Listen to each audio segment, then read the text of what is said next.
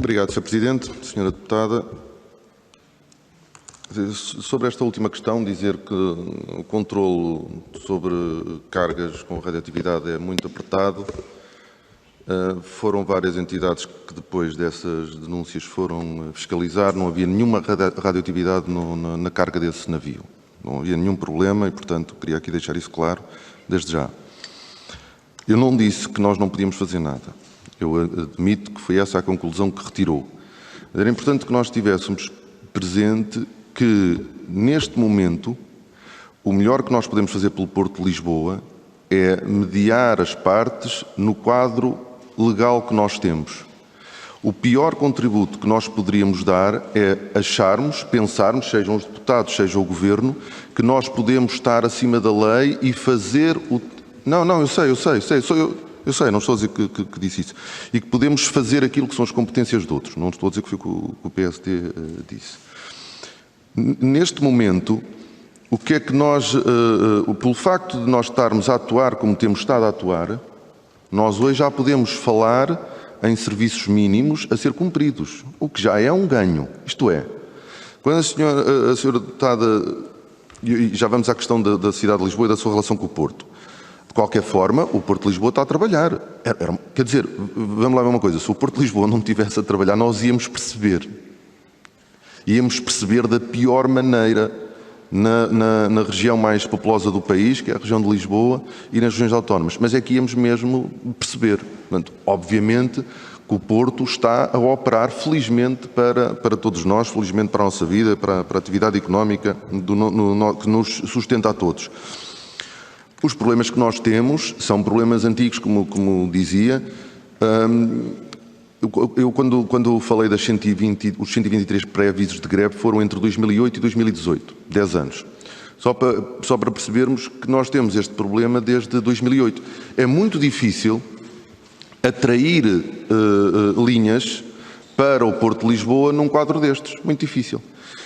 E quando nós temos uma queda, o único porto do país que teve um decréscimo na atividade portuária, o que nos devia a todos a soar as campainhas, não é a soar, peço desculpa, soar as campainhas, infelizmente isso não aconteceu. Obviamente que ao perder atividade, as empresas precisam de menos trabalhadores. É assim em qualquer negócio. Qualquer atividade económica, seja ela pública ou privada. E o que acontece não é um problema com 40, há um problema com os 123, porque os outros 80 não aceitaram as ofertas de trabalho que lhes foram feitas. Mas é que as empresas, mas nós não podemos, e julgo que o PSD não defende isso, forçar a empresa a contratar mais trabalhadores do que aqueles que eles acham que necessitam. E o que é que aconteceu? Como os outros 80 trabalhadores também não aceitaram, as empresas começaram a contratar novos trabalhadores. E é isso que também alguns estão a contestar, o direito das empresas a terem contratado no mercado trabalhadores, coisa que fizeram e ainda bem que fizeram.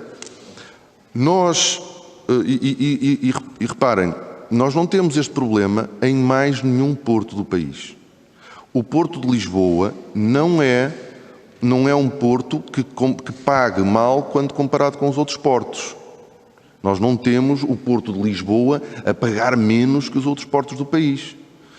E por isso nós temos ali um problema específico e o Governo tem que ser muito firme na forma como vai gerir este dossiê, como vai garantir e fazer com que a lei seja respeitada, para que nós, as partes todas, percebam que o conflito social não pode ter lugar no Porto de Lisboa. Isto para nós é claro, não é ficar à espera para ver, às vezes fazer, como alguns nos estão a pedir aqui no Parlamento, é garantir que nós nunca mais vamos ter paz social no Porto.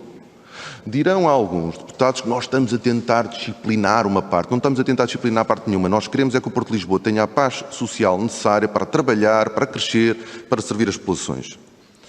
Outro tema, que aliás, deixem-me dizer, porque tínhamos,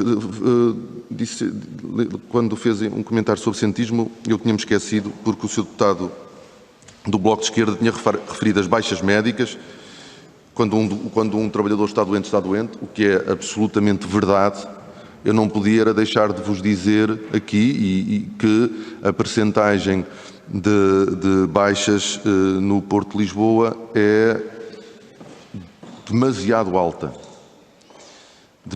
alta, acima de qualquer critério de comparação,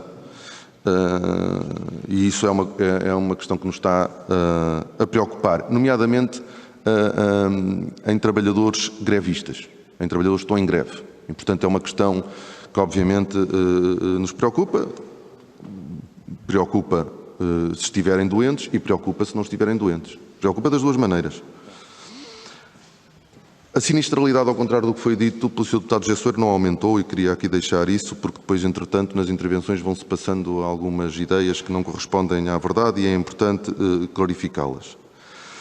A relação entre a cidade e o Porto de Lisboa. Eu tive a felicidade de estudar em Roterdão, na cidade que tem o maior porto da Europa, e sou dos que acham que uma cidade que tenha um porto é uma cidade privilegiada. É a minha leitura do que é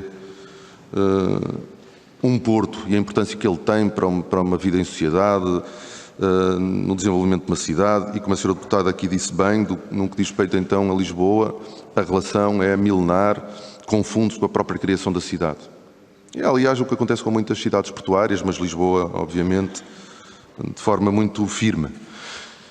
O que nós temos de conseguir, e essa tem sido uma preocupação da Câmara Municipal de Lisboa, é articular esta relação com o Porto. E nós estamos a trabalhar nisso. É mais difícil do que parece, mas esse trabalho vai sendo feito porque, obviamente, é possível conciliar a atividade portuária e a vida da cidade com o Porto.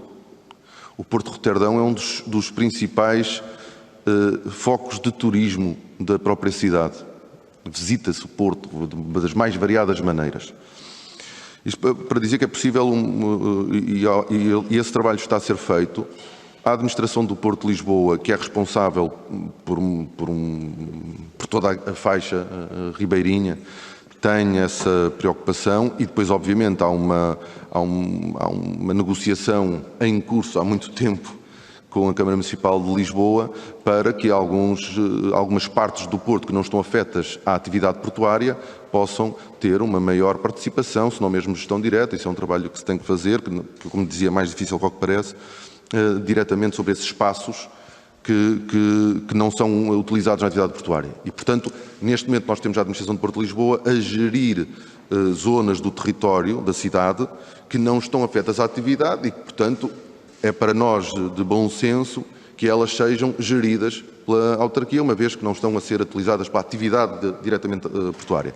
Esse é um trabalho que está a ser feito e que vai continuar, mas não estou em desacordo com aquilo que a senhora deputada disse, percebo, faz sentido e deve ser uma ambição, sem pôr em causa a atividade, e isso é possível, sem pôr em causa a atividade do Porto, que eu julgo que enriquece e valoriza e faz parte também da identidade da cidade de Lisboa, poder fazer uma boa ligação saudável entre a vida na cidade e a vida do Rio.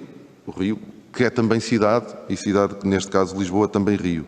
E por isso essa relação não podia concordar mais consigo. Portanto, para não ficar a ideia, porque às vezes nós estamos à espera de uma ação para garantir que a coisa funcione. Muitas vezes, quando nós nos intrometemos a fazer aquilo que alguns gostavam que nós fizéssemos, nós estamos a prejudicar. Neste momento, nós temos que garantir, e a melhor forma de nós ajudarmos a que o Porto de Lisboa se estabilize é garantir que a lei seja cumprida por todas as partes. E naquilo que depende de nós faremos isso, a Justiça está a fazer a sua parte, e eu julgo que as coisas se começam a normalizar, embora nós tenhamos um pré-aviso. Obviamente que os pré-avisos de greve no Porto de Lisboa fazem parte da normalidade.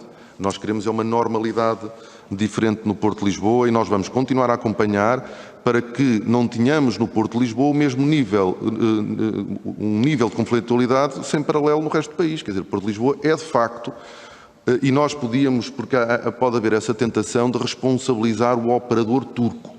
Eu por isso é que eu já disse na anterior e volto a dizer, infelizmente a conflitualidade no Porto de Lisboa é muito anterior à entrada do operador turco no Porto de Lisboa. Muito obrigado.